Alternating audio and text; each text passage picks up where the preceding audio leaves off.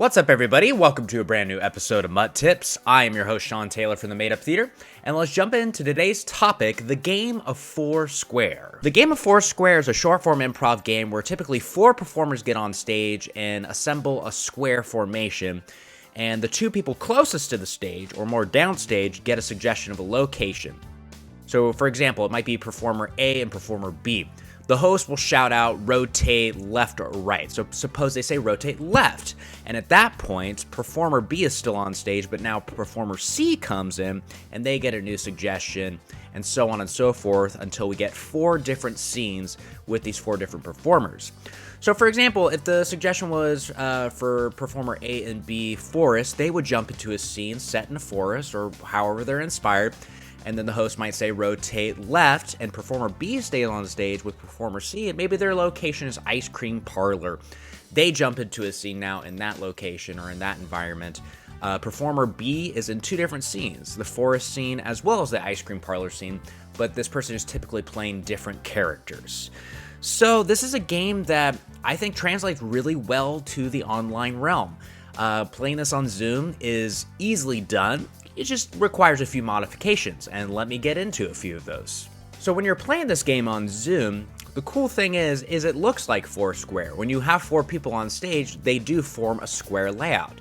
The only problem is that everybody sees a different layout, so saying rotate left and right doesn't work. So the way I found is when you're giving suggestions, just make sure they know clearly what their suggestion is, because when you say rotate, you're not going to say left or right, you're going to say rotate and then the suggestion. And if they hear their suggestion at that point, they're either going to turn on their camera if that's their scene, or turn off their camera if they're not in that scene. Or I also do it this way just to make it flow easier, is when they're not on stage, they cover their camera with a piece of paper or a webcam cover, whatever they want to do. I think it flows better, and it also keeps that, that image of a Foursquare layout on stage. So that's the best way to go around it, is just be very specific. The host is in charge whenever they say rotate in a location that you're in. At that point, you are on stage. So let's get into some tips. Foursquare is typically a short form game. It can be played as a long form format as well, but I'm going to approach it as more of a short form game. Now, the first go around of all 4 of these scenes, the best thing to do is to establish a really strong relationship between the characters. Don't assume that you're strangers to each other or you don't have a strong investment, because you're going to come back to these scenes. That is the point of this game, is to establish these scenes in the initiation portion of this rotation, and then to see what happens next when we return to these scenes.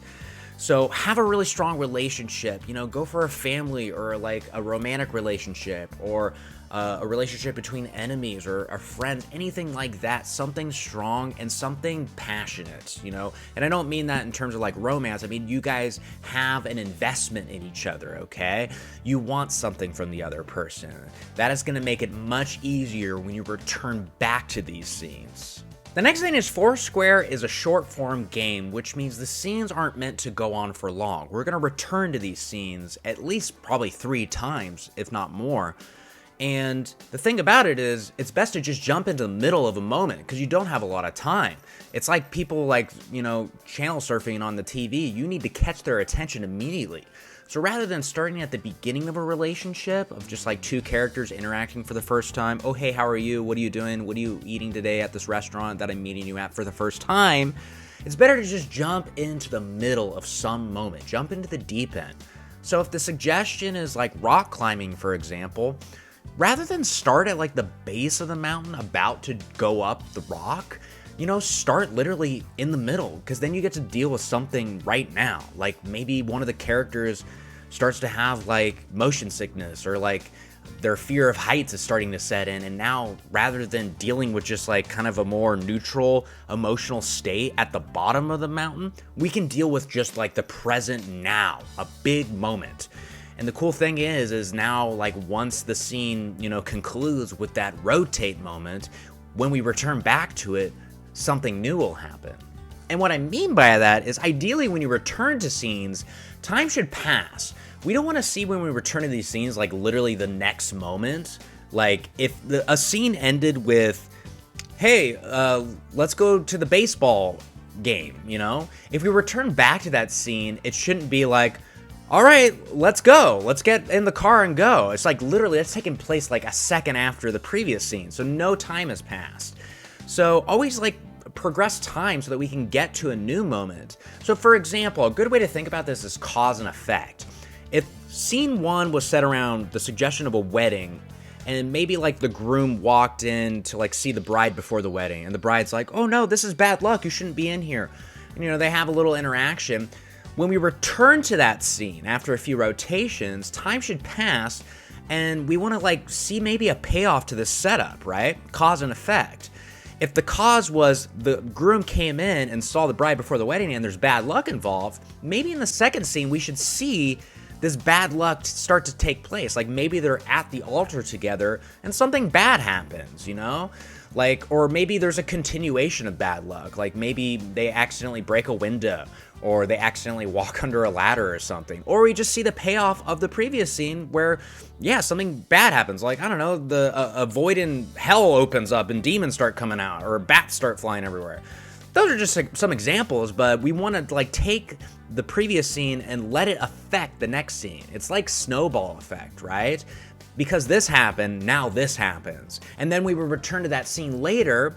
We take scene 2, which was, revealing this bad luck happening because of this superstition. Now we get to see what happens after that.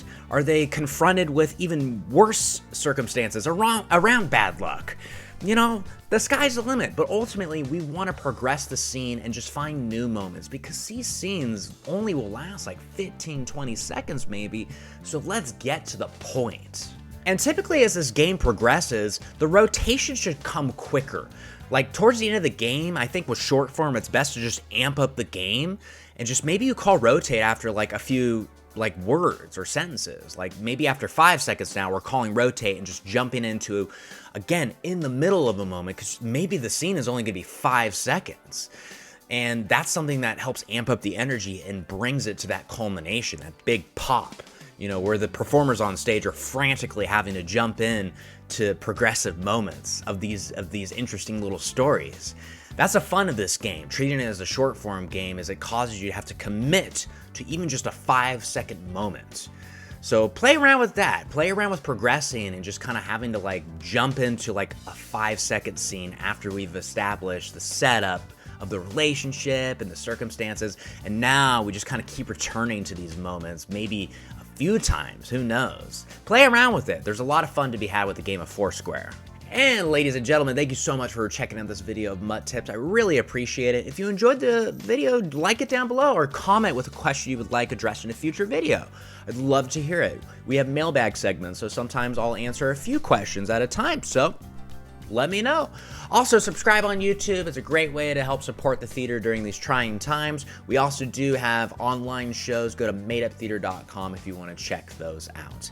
Other than that, thank you so much. I will see you next time for another episode of MUT Tips, baby. Bye.